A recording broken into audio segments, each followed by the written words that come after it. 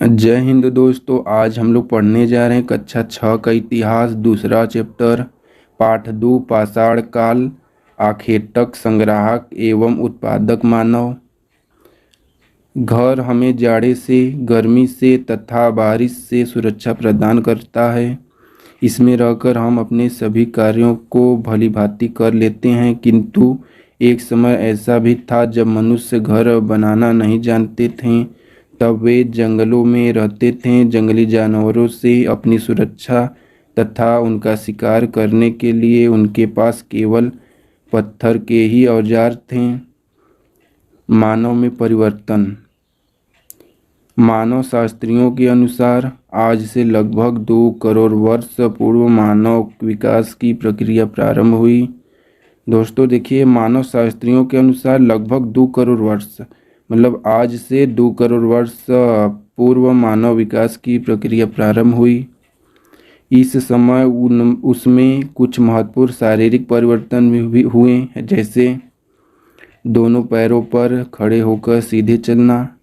शुरुआती मानव दोनों पैरों पर खड़े होकर सीधे नहीं चल पाते थे। अंगूठे के कारण वस्तुओं को पकड़ने की क्षमता का विकास होना, जिससे महत्वपूर्ण कार्यों को कर लेना। मस्तिष्क के आकार एवं क्षमता में विस्तार। मनुष्य में लंबाई, चौड़ाई और गहराई या ऊंचाई को देखने की क्षमता, तीव्रदर्शी दृष्टि का होना। मानव के विकास, विभेद आदि की जानकारी देने वाले मानव शास्त्री कहलाते हैं। मानव के शारीरिक विकास की प्रक्रिया चलती रही तथा उसमें धीरे धीरे विकास होता गया, जैसे कि नीचे के चित्र में स्पष्ट है। देखिए दोस्तों, प्रारंभिक मानव ये सब है। देखिए धीरे धीरे परिवर्तन होता गया। आज का मानव देखिए सीधे पैरों पर खड़े होकर चल रहा है। लेकिन इस मानव को देखिए और इस मानव को देखिए, इसमें थोड़ा चेंजिंग है और प्रारंभिक मानव का और अलग था। ये मानव के विकास की प्रक्रिया है। इन महत्वपूर्ण बदलावों के कारण मानव अपने आसपास के वातावरण एवं परिस्थितियों के साथ सामंजस्य करने लगा। अब उसने हाथ एवं मस्तिष्क का अधिक प्रयोग करना सीख लिया था और वह अपनी ज़रूरतों के लिए पत्थर के औजारों या उपकरणों का निर्माण करने लगा। इन्हीं पत्थर के उपकरणों से हमें उनके होने का पता चलता है। पाषाण काल।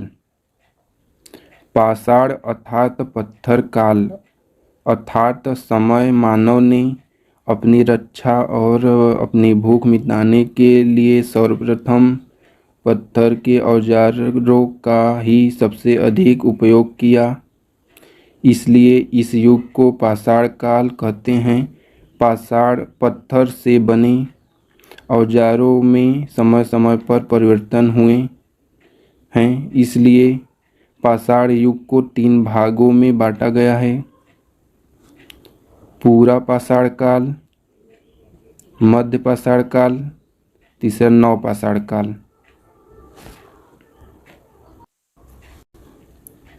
पूरा पाषाण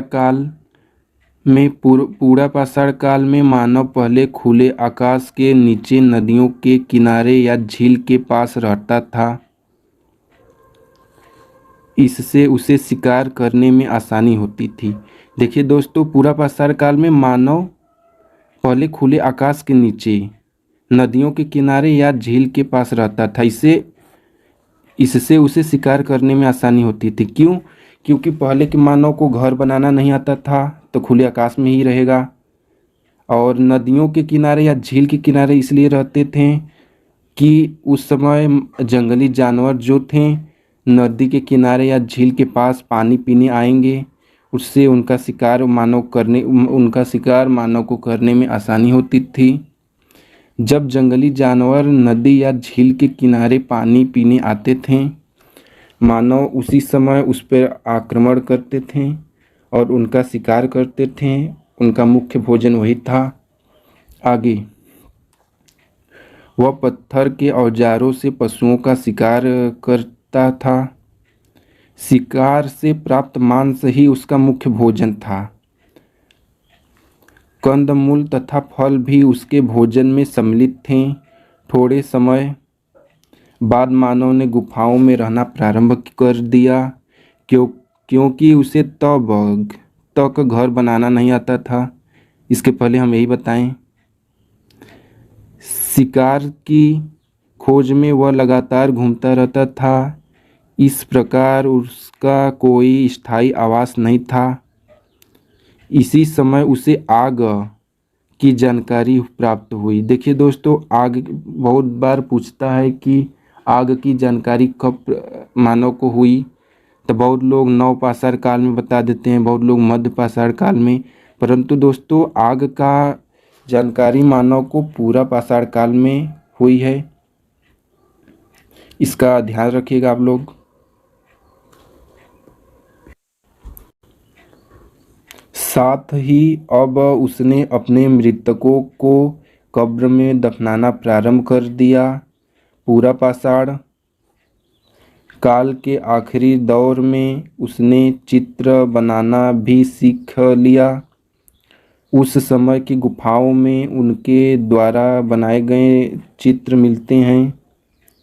इस चित्रों में शिकार के दृश्य बनाए गए हैं। इसी समय मानव ने हड्डियों के औजार भी बनाना प्रारंभ किया। यह औजार उसके ज्ञान में विकास को दर्शाते हैं। देखिए दोस्तों, पूरा पाषाण काल में मानव को 4 चीज़ों की खोज की हुआ था या जानकारी प्राप्त हुई थी। पहला, आग का खोज। दूसरा, मृतकों को कब्र में दफनाना प्रारंभ कर दिए। तीसरा, उनको चित्र बनाना भी सीख लिया।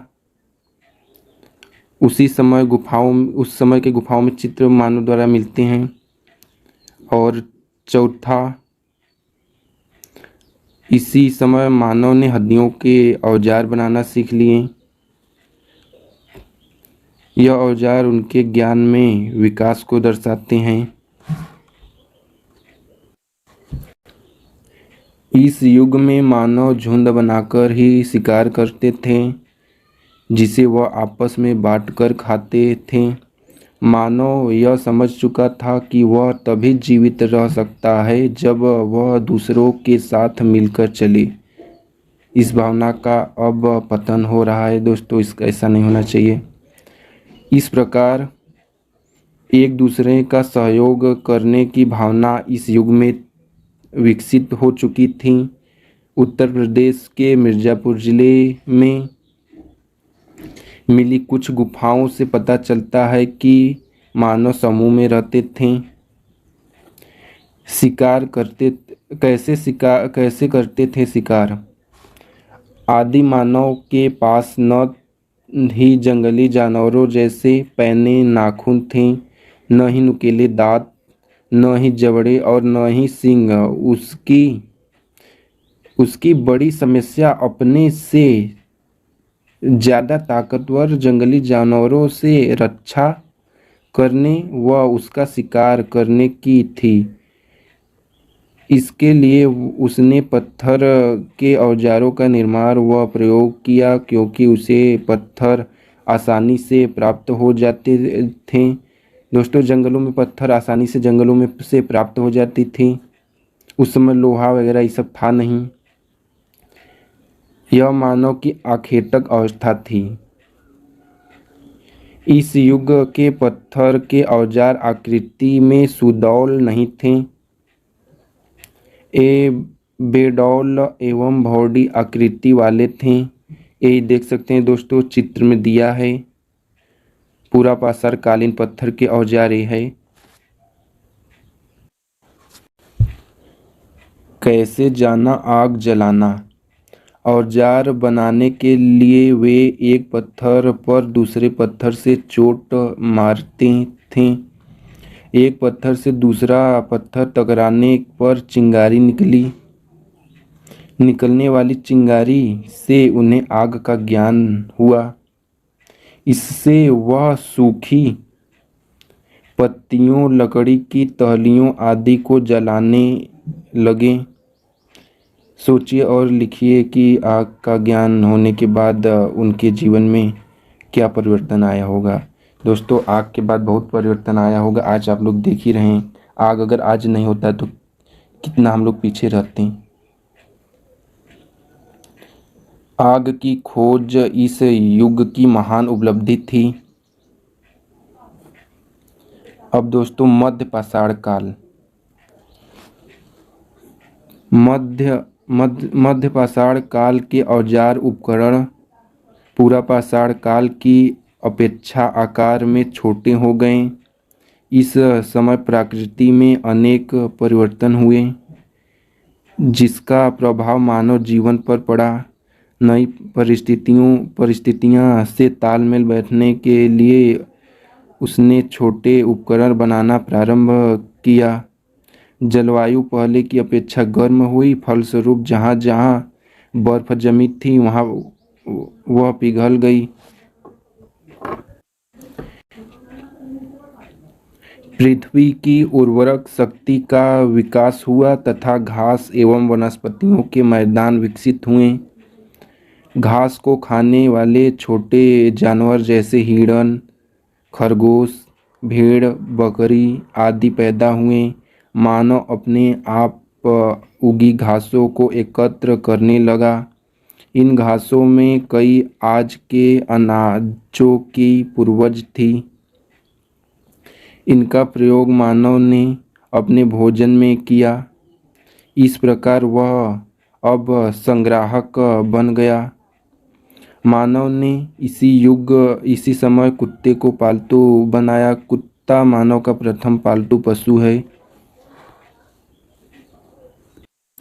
देखिए दोस्तों, यही फिगर में मध्यकालीन औजार दिया गया है। ये पूरा पाषाण काल की अपेक्षा एक छोटा औजार है और नुकीलीदार है, यानी चोक। कैसे हुआ खेती का ज्ञान? पुरातत्ववेताओं का मत है कि अपने आप उगे हुए अनाजों को मानव ने एकत्रित करना शुरू किया। अनाज के कुछ दाने गीली मिट्टी में अथवा इधर उधर गिरे होंगे। इन स्थानों पर फिर से वही अनाज उगे। जब मानव ने इसे देखा तब उसे ज्ञान हुआ कि इन अनाज के दानों से बार बार अनाज उगाया जा सकता है। अपने इस ज्ञान का उसने परीक्षण भी किया, तब जाकर उसे खेती का ज्ञान हुआ।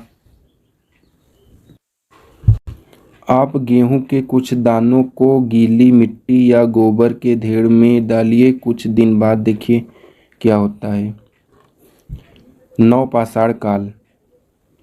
पुरातत्वविदों का यह मानना है कि मानव ने जब से भलीभांति खेती करना प्रारंभ कर दिया तभी से नवपाषाण काल का प्रारंभ होता है। यह मानव सभ्यता के इतिहास का सबसे बड़ा परिवर्तन था। खेती के कारण मानव अब भोजन संग्राहक से भोजन उत्पादक बन गया। इस समय उसके पत्थर के उपकरण अधिक उपयोगी एवं सुडौल थे, क्योंकि उन्हें अधिक कुशलता से बनाया गया था। यह उपकरण घिसकर चमकदार बनाए गए थे। हत्थेदार कुल्हाड़ी एवं हंसिया इस समय के महत्वपूर्ण औजार थे।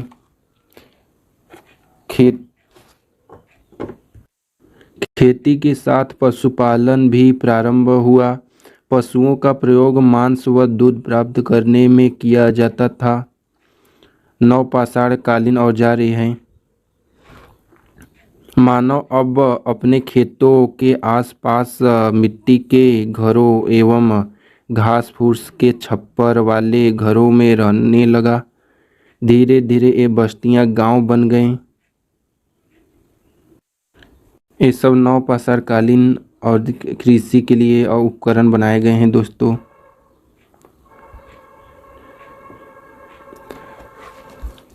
अब ये मिट्टी के बर्तन बनाना भी जान गए थे।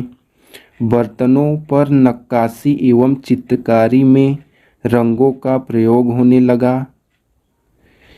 इसी समय मानव ने पहिए का आविष्कार किया। देखिए दोस्तों, पहिए का आविष्कार नवपाषाण काल में हुआ था। कई बार पेपरों में पूछा है कि पहिए का आविष्कार कब हुआ था, तो आप लोग ध्यान दीजिएगा, तुरंत बता दीजिएगा। नवपाषाण काल में पहिए का आविष्कार हुआ था। इसका प्रयोग चाक के रूप में मिट्टी के बर्तन बनाने तथा सामान धोने के लिए गाड़ी के पहिए के रूप में किया गया।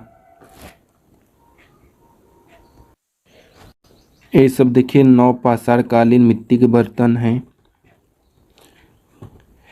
खेती के कारण लोग एक ही जगह रहने लगे।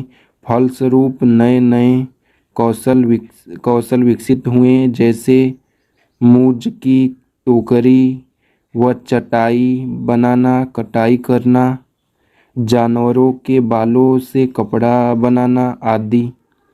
अब उनमें सामुदायिक जीवन का विकास हुआ। शवों को दफनाने के ढंग से इनके धार्मिक विश्वास के विषय में जानकारी मिलती है। शव यानी मृत व्यक्तियों के साथ खाने पीने की चीज़ें, बर्तन, हथियार आदि भी दफनाए जाते थे। इन लोगों का धार्मिक विश्वास था कि मरने के बाद भी व्यक्ति इनका प्रयोग करेगा। धातु काल।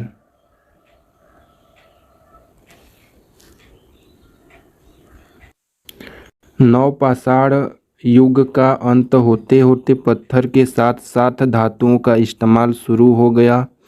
धातुओं में सबसे पहले तांबे का प्रयोग हुआ, जिसके कारण इस युग को ताम्रपाषाण युग कहा गया।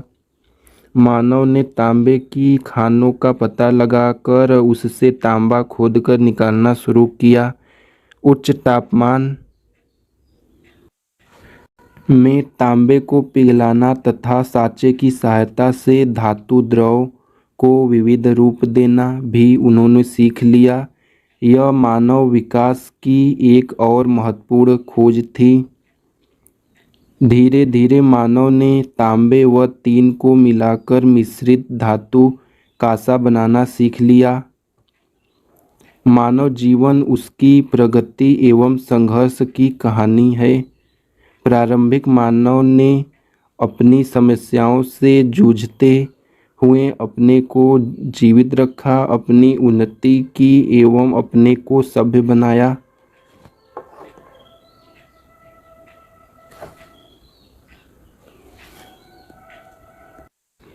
अभ्यास। रिक्त स्थान भरिए। आग की खोज पुरापाषाण काल युग में हुआ था। पुरापाषाण कालीन पत्थर के औजार भौड़ी आकृति वाले थे। पहिए का आविष्कार नवपाषाण काल में हुआ था। नीचे अब उत्तर देने में बहुत अधिक समय, वीडियो लंबा हो जाएगा, इसीलिए इस वीडियो को यहाँ पे समाप्त करते हैं। चैनल को सब्सक्राइब करिए दोस्तों, लाइक करिए और अपने दोस्तों में शेयर करिए।